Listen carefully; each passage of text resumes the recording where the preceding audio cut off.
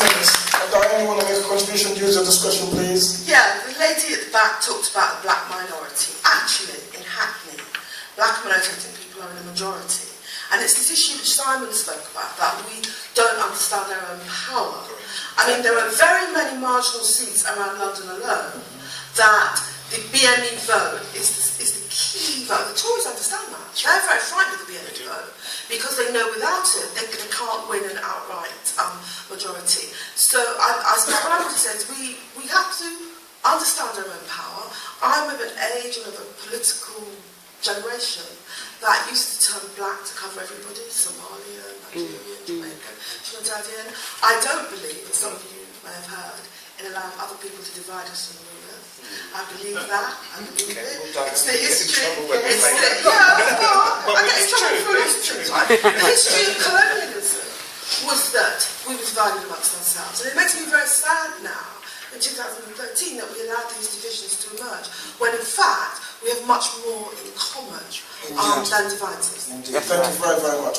Right, I know that the security staff... Can I ask a question? I want to ask a question. No, please, no. Hold on. Okay, very quickly, Pauline. Don't look at me with them listen eyes and just go on your way. Go on, quick.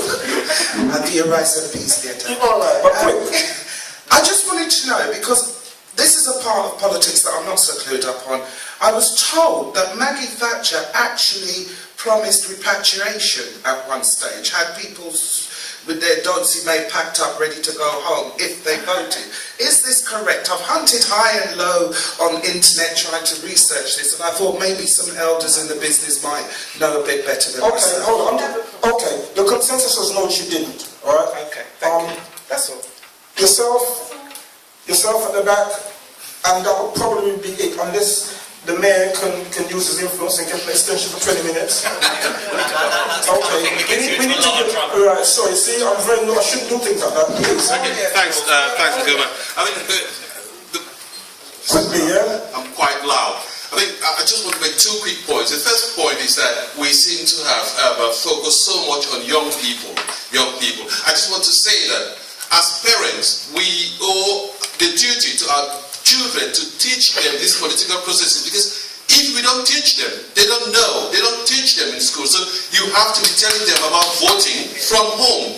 When they pass that age, when they can learn these things and they go out there, nobody tells them better.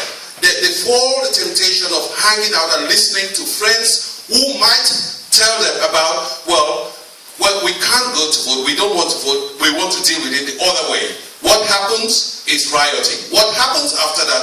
We saw the rioting on television and so on, but we haven't seen the number of young people in prison as an aftermath of that.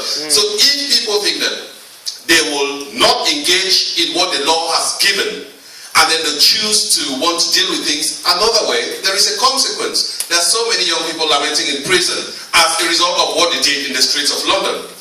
And then the other point I want to make very, very briefly is that when parents don't do what they should do, and then have to tend to blame the local authority and tend to blame the police and tend to blame the school, the consequence of that is that we all end up as a community to go down, to go backwards, because no one will win in the circumstance. But the worst of all is that our children will stay behind.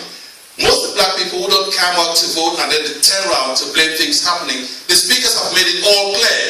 We will only have ourselves to blame in the long run, because... Okay, I don't know if it was interpreted like that, but never mind. But you made your point very, very well.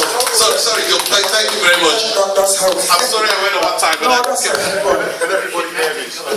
This is going to be definitely the last word, because we have to get out of here, and I think it's appropriate that we finish up with a member of the audience. So I'm going to give you the privilege of... Okay, thank you. My name's Jeff Bannis, I live in Hackney, and I'd just like to ask the panel how you feel about the Australian